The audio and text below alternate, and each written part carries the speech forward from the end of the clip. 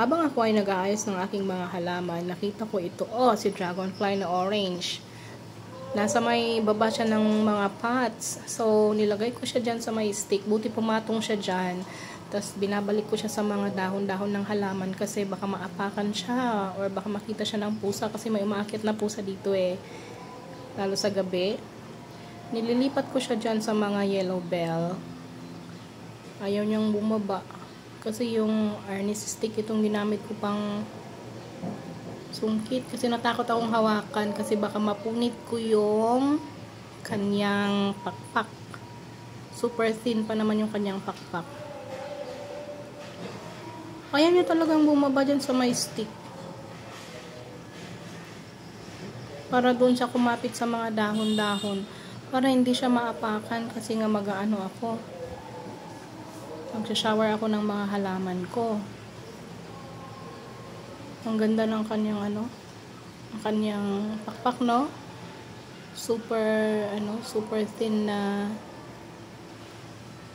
napakaganda ng design ng kanilang pakpak kung nakikita nyo siya. Yan, ganyan siya. I'm trying to get closer more nung cellphone para makita pero or baka injured ito kaya hindi siya kaya hindi siya masyadong magalaw.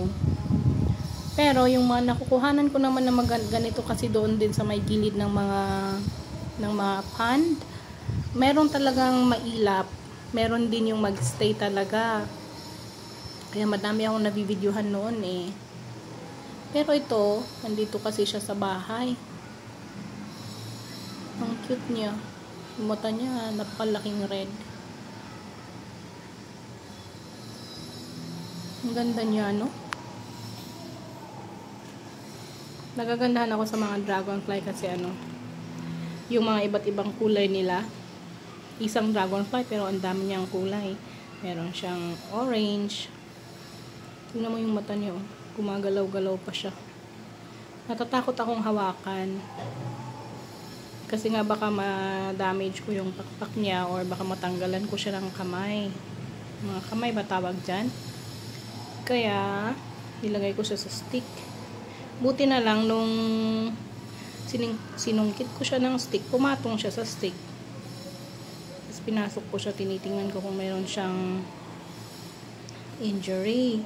Tapos yun nga, nilabas ko ulit para ipatong siya doon sa may sa may halaman. Ayaw naman na niya. Yan, nilabas ko na ulit siya sa terrace. Dahan-dahan ako kasi baka lumipad, tapos baka lumipad sa akin.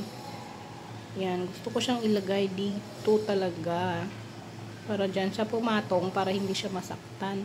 Pinasok ko sa loob kanina kasi gusto kong i-check baka meron siyang injury. Kasi tingnan nyo, may mga sapot-sapot siya. Siguro ito, web ito ng mga dito sa may halamanan ko. Pero wala naman siyang sugat Pero may sapot-sapot nga lang siya. Ayan. Silipad din yan. Sige na, para hindi ka masaktan.